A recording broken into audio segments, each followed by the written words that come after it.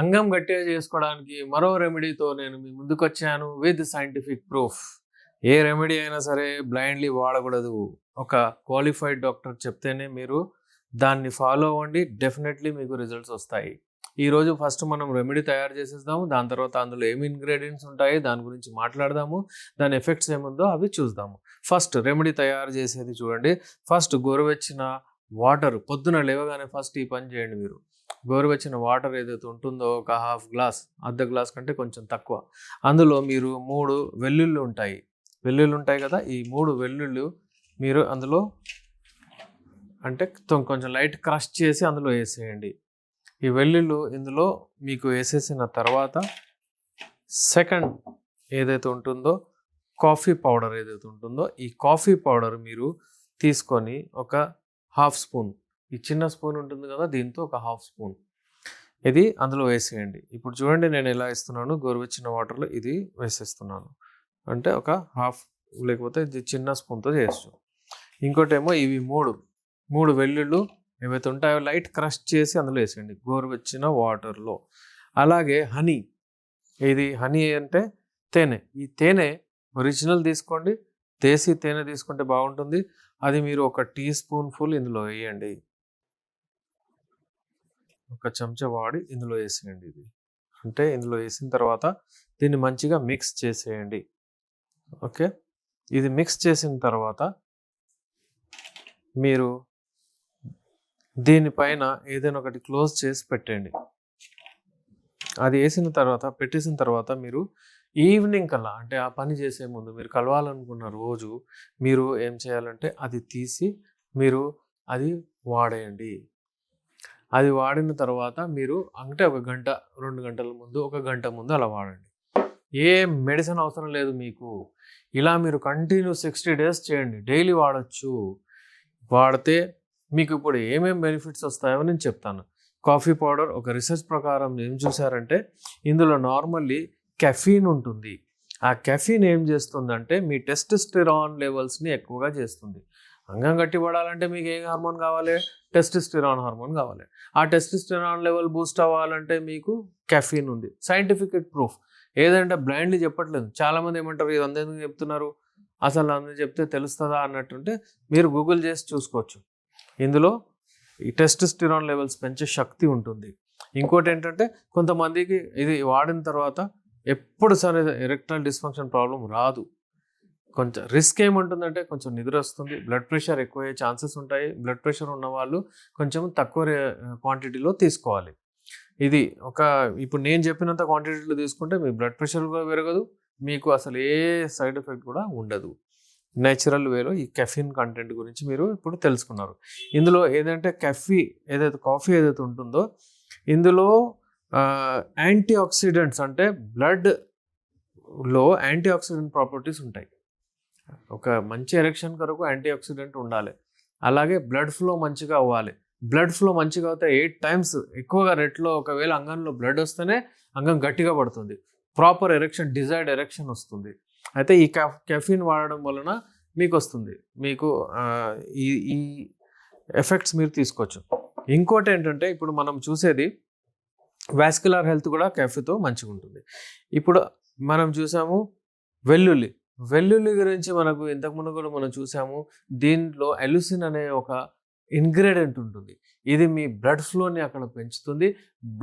Blood వెజల్స్లో చిన్న blockages ఉంటే అవన్నీ తీసేస్తుంది. మీ బ్లడ్ వెజల్స్లో దాని వాల్స్లో అంత కొలెస్ట్రాల్ ఏదైనా ఉండిపోతుంది, ఆ కొలెస్ట్రాల్ని కూడా తీసేస్తుంది, ఆ బ్లాకేజెస్ని కూడా తీసేస్తుంది. ఇది ఒకరోజు వాడగానే ధన్మని మీకు రెస్పాన్స్ రావడం కాదు, వస్తుంది అప్పటికప్పుడు, నో డౌట్. కానీ ఇది రెగ్యులర్లీ మీరు అలవాట్లో పెట్టుకున్నారనుకోండి, ఒక 60 days మీరు ప్రాపర్ హెల్తీగా అయిపోతారు. మీరు చూడండి, మీరు అంటే మీ వెయిట్ కూడా తగ్గుతుంది, మీ పొట్ట కూడా తగ్గుతుంది. మీకు అంటే అందులో ఉన్న ఏవైతే ఫ్యాట్ ఉంటుంది బాడీలో అదంతా కరిగిపోతుంది.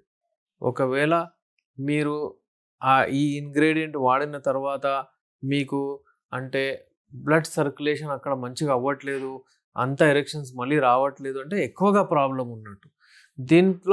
దీంతో పాటు కొంచెము ఎక్సర్సైజ్ ప్లాన్ కూడా చేస్తే బాగుంటుంది. అంటే ఒక 5 minutes వాకింగ్ కూడా చేయండి. అలాగే దాంతోపాటు మీరు 5 minutes యోగా చేయండి. ఒక 5 minutes మీరు స్పెషల్లీ అంగం ఎక్సర్సైజ్ అయితే ఉంటుందో కీగల్ ఎక్సర్సైజ్ అది చేయండి. దానివలన మీకు విపరీతమైన రిజల్ట్స్ వస్తాయి. ఇప్పుడు వెల్లుల్లిలో ఇంగ్రీడియంట్స్ ఏముంటాయో అది చూద్దాము.